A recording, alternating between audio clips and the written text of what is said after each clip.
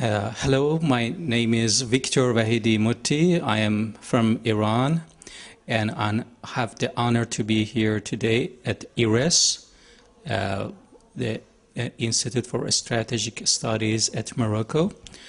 I have been very pleased to be here today and during this conference. My background is in foresight and anticipation, and I often teach and provide consultancy for the public and private sectors.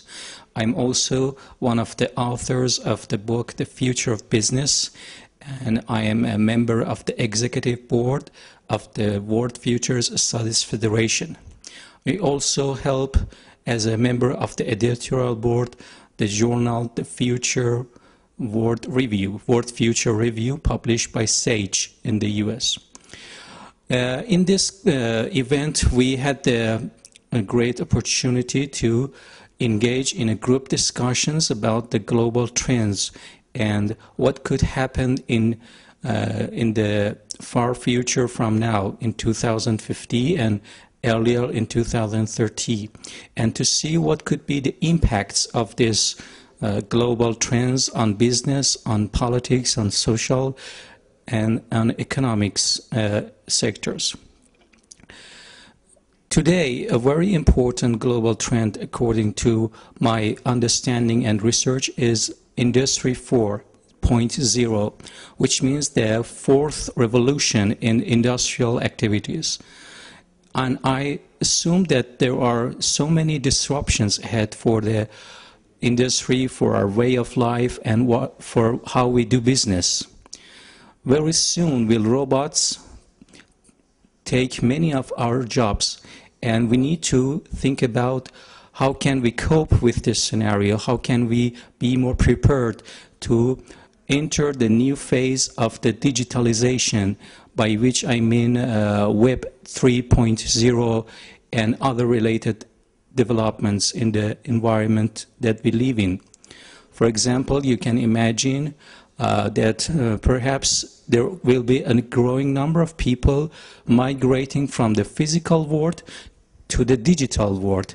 If that scenario happens, there will be fundamental shift in our understanding and in our everyday lifestyle.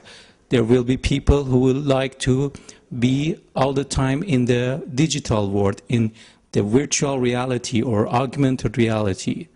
And this can have a very major impact on businesses, on business models, and there will be a growing gap between the new generation and the past generation. For example, millennials or the Z generation or even alpha generation, people who were born after 2010. There is a growing gap between what is regarded as a valuable way of life for different groups belonging to different generations. And if we want to study the longer-term future, we need to understand what are the new emerging values for the new generation and how their infrastructure is shifting, some of which are already present and some of which needs more deeper research to uncover them. At the global level, we also are seeing a lot of developments that indicate that very soon we will have a multipolar world in which there is no single country that can be hegemonic, that can govern or dictate his or its rules or laws onto the global places and activities.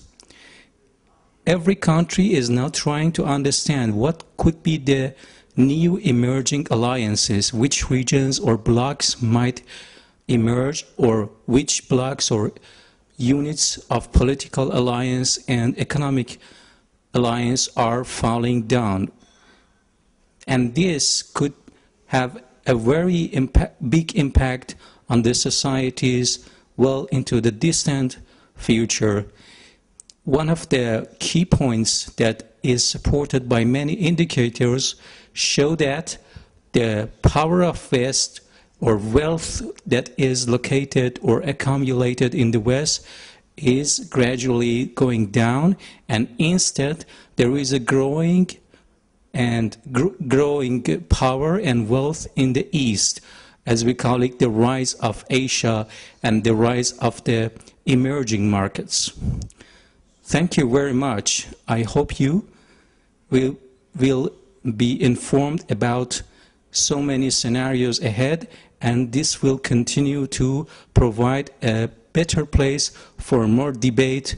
And I also again congratulate both His Majesty the King of Morocco and this institute, IRES, and I hope and I wish that you will be in the future a role model for the whole African continent and even the world itself. Thank you very much.